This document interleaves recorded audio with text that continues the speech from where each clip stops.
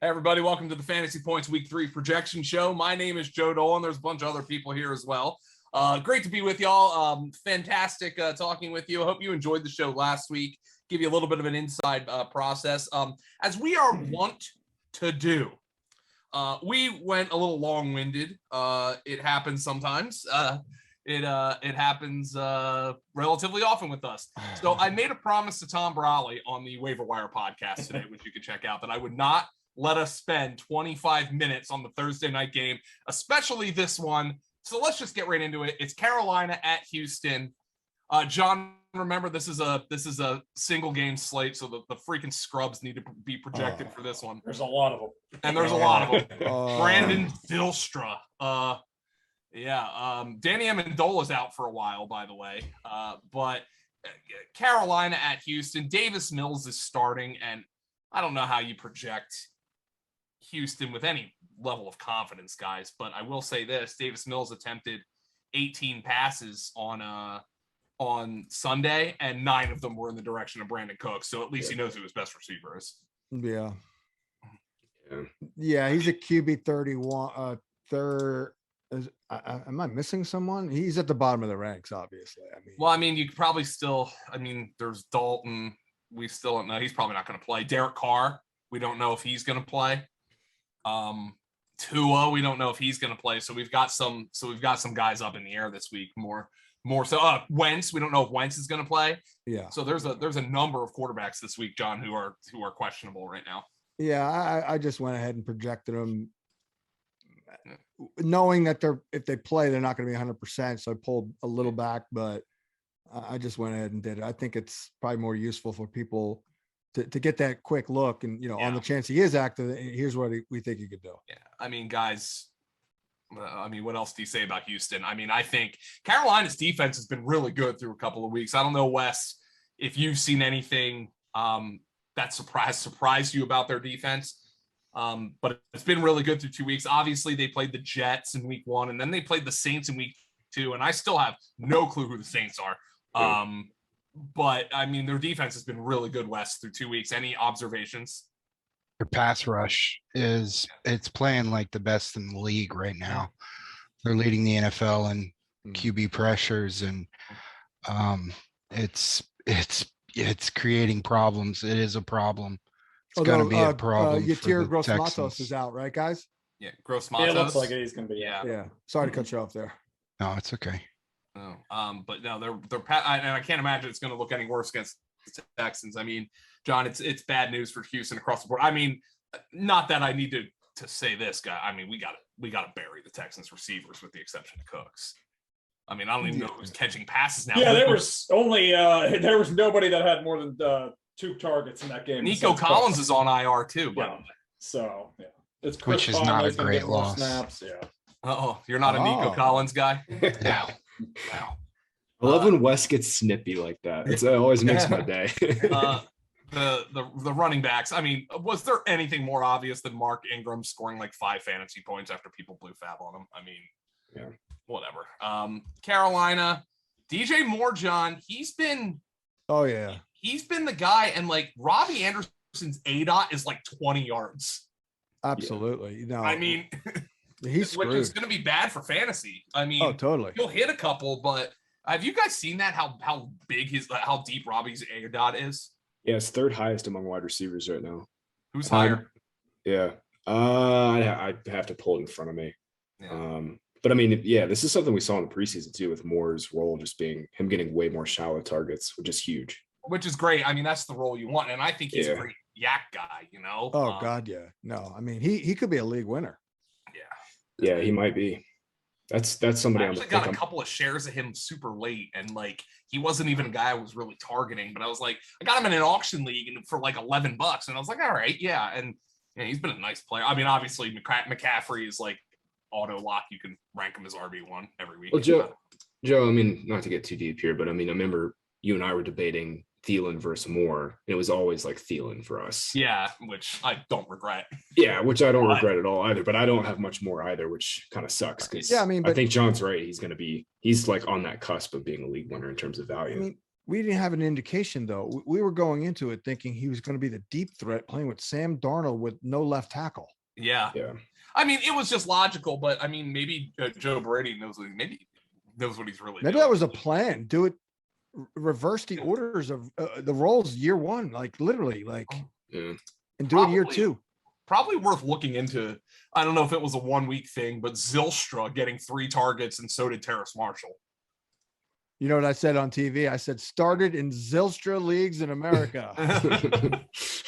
My favorite line last year was LaMichael Pirine wasn't even the most valuable Pirine when we drafted him. Yeah, that's I mean, that's kind of cut and dry for this game. I guess Chuba Hubbard, John does need remember this is a single game slate, so Chuba. He's on the file here. Yeah. Ian Thomas had 2 targets last week. Yeah, I saw that. The other kid was in there too for Carolina, I believe. Tommy Tremble. Oh no, what did Freeman get a snap last week? Or maybe I'm thinking of week 1. Royce Freeman, never mind. Yeah, well, maybe. I think I was thinking of the other guy week 1. I totally forgot about Royce Freeman. Mm-hmm. Rodney Smith, didn't they cut him? Yeah. John, just real quick for single games, Anthony Miller is going to play this week. Just probably throw him in there for DK. Yeah, I got Conley in there. Okay. I mean, Amendola is out. Collins is out. Miller and Conley. Andre Roberts ran. And yeah. He's been in the league since like 99, I believe. That was John Gruden's boy for a couple years. Andre Roberts, you gotta be kidding me. All right. Roberts. All right. Let's move on to the team at the Bills. Heineke's got a little juice there. I'll give him that. He still looks like he's throwing balloons, but he's got some spunk to him. Not a check down, Charlie, though. Hey, he moves around quite a bit too. This McKissick shit is really pissing me off, I'll be honest. I was sick of this. Oh. It almost feels like that there's a correlation between the switch to Heineke and that happening. Yeah. I just wonder. Yeah, he's just the hurry up back, John. And they're going to be in a pass heavy script here again this week. It's going to be Gibson and whenever they have positive game scripts, and McKissick's going to get worked in whenever they're trailing and stuff. For what it's worth, I truly believe, based on what I was told from someone who talked to one of their key coaches, I truly believe that Gibson would have been what we thought he was if Fitz was out there, but we'll never know, I guess. It sucks, man. Just from a usage perspective, Gibson has run a route on just 46% of Washington's passing plays. That's 26th among running backs. So not only is he not getting the hurry up and third down stuff, just like last year, he's not, I think when they're trailing, they want to play McKissick in those situations, which just, the funny thing sucks. Is we only projected him for, I believe, 45 catches. It wasn't like we were saying McCaffrey, 45, along with 200 and whatever, 80 carries, it did add up to where we had him. So, this may not be the end of the world. He could hit the projection still. It's just the McKissick stuff stinks. De'Ami Brown's playing virtually every snap. Yeah. Problem is the freaking Adam Humphries now, man. Yeah, Humphries. They definitely, like him, and Cam Sims is dead. So it's and Samuel's on IR, right? Yeah. Yeah. He's on the the boomerang though, so he can come back, I believe, in week 5. Yeah. Well, actually, Graham, I think they're unlimited this year. Oh, really? Both spots. I think you can bring anybody back after. Yeah, I think it's. I thought it was still. the same. I think there's still there's a long and short IR, right? I don't. Yeah, there's a 3-week. Yeah. No. I think the 3-week spots are unlimited. Yeah. I think you're right. I think they kept. So I think every IR spot. I think every IR spot. They're after 3 weeks to play. So basically the IR is the same. You could just keep them on it forever, or you can bring them off after 3 weeks. Yeah. Hey Wes, have you seen the Bills D? They're pretty damn stingy this year. Oh yeah.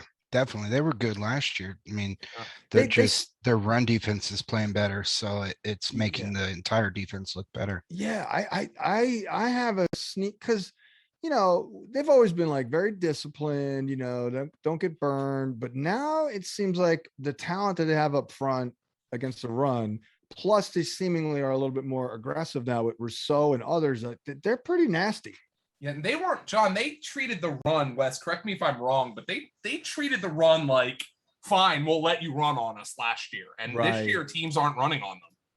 Yeah, I think this is an elite defense. I mean, they're the one thing that's been interesting, John, is Allen hasn't looked particularly sharp. Yeah, well, that's what Greg Cosell mentioned last week. The Steelers just zoned it up, for lack of a better term, and made him stay patient.